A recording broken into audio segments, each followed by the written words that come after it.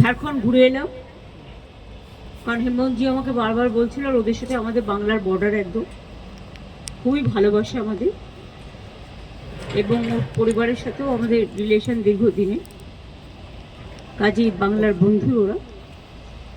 ভালো হয়েছে, জাস্ট হেমন্ত একা ওত নিয়েছে, সেটা আমরা করে এলাম। এই যা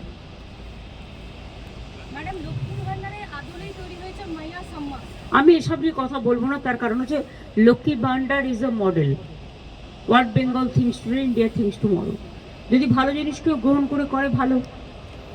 বাংলাদেশ নিয়ে একটা সমস্যা হচ্ছে, সবাই বলছেন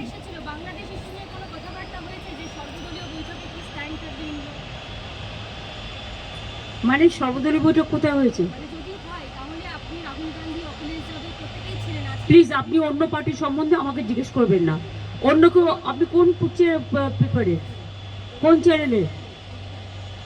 হ্যাঁ, সেই জন্যই আপনার কোয়েশ্চেনের ধরনটা এরকম। অন্য কেউ নিউট্রালি কোয়েশ্চেন করলে আমি তার রিপ্লাই দেবো। দেখুন, বাংলাদেশটা একটা অন্য দেশ, ভারতবর্ষটা একটা অন্য দেশ। একটা দেশ আর একটা দেশের সম্বন্ধে যদি কিছু করে, সেটা সেই দেশকে করতে হয়। আমরা দুঃখিত, আমরা মর্মাহত। অনেক মানুষ আগেও মারা গেছে, এখনো অত্যাচারিত হচ্ছে। আগেও আন্দোলনেও অনেক ছাত্রছাত্রীরা মারা গেছে, এবং আজও তার রেস চলছে। এবং আমরা তো কেউ ঘটনাটাকে সমর্থন করছি না। যে কোনো ঘটনায়, যে কোনো ধর্মের ওপরেই হোক না কেন, আমরা সেটাকে সমর্থন করি না। কিন্তু এক্ষেত্রে আমাদের ভূমিকা খুব লিমিটেড। তার কারণ এটা হচ্ছে, যেহেতু আমরা আলাদা দেশ, বাংলাদেশ আলাদা দেশ, এটা ইন্ডিয়া গভর্নমেন্ট বাংলাদেশ গভর্নমেন্টের সাথে কথা বলতে পারি, বলে অ্যাকশন নিতে পারি।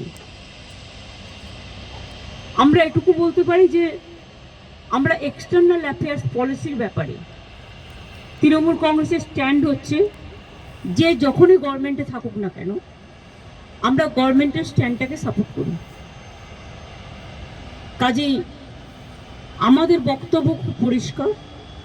কোনো ধর্মের ওপরেই, কোনো বর্ণের ওপরেই, কোনো জাতির ওপরেই কোনো অত্যাচারই আমরা মানি না। না হিন্দু, না মুসলমান, না শিখ, না খ্রিস্টান, আমরা সবাই এক। এটাই আমাদের প্রিন্সিপাল। সুতরাং বুঝলে, আমার কথা দিয়ে বুঝতে পারলে, আমরা যেসব ঘটনা আজ নয় গত 1 বছর ধরে ঘটছে, প্রত্যেকটা ঘটনার জন্যই আমরা দুঃখিত। কিন্তু দুঃখিত হলেও আমরা যেহেতু একটা অন্য দেশের নাগরিক, এবং আমাদের স্টেট গভর্নমেন্ট আছে, কিন্তু সেন্ট্রাল গভর্নমেন্টও আছে, সুতরাং এটা জিওআই মানে government of India can take up the matter with the Bangladesh government. এটা বোথ দ্য কান্ট্রিজ কথা বলতে পারে, সেটেল করতে পারে। এক্ষেত্রে আমাদের তো কোনোভাবে ইনভলভ করা হয় না, এবং আমরা জানিও না। তিস্তা ব্যাপারে চুক্তি হয়ে গেছিল, আপনারা জানেন, যে আমাদের জানানো হয়। কাজে আমাদের দিক থেকে আমরা বাংলাদেশকে ভালোবাসি, বাংলাদেশও আমাদের ইন্ডিয়াকে নিশ্চয়ই ভালোবাসে, বাংলাকেও ভালোবাসে।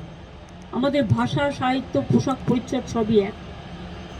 রাজনৈতিকভাবে যাই মতভেদ থাকুক না কেন, আমরা এটা নিশ্চয়ই চাই না যে কোনো ধর্মে ধর্মে বিভেদ হোক, এবং তার কোনো রেশ কারো উপর পড়ুক, এটা আমরা কখনোই চাই না। এবং সেন্ট্রাল গভর্নমেন্টে যারা আছেন, তারাও তো পার্টিকুলার একটা ধর্মের বিরুদ্ধে প্রচণ্ড একটা ভিন্ডিকটিভ অ্যাটিটিউড নেন। আমরা মনে করি কোনোটাই ঠিক নয়। মন্দিরও থাকবে, মসজিদও থাকবে, গুরুদ্বারাও থাকবে, গির্জাও থাকবে।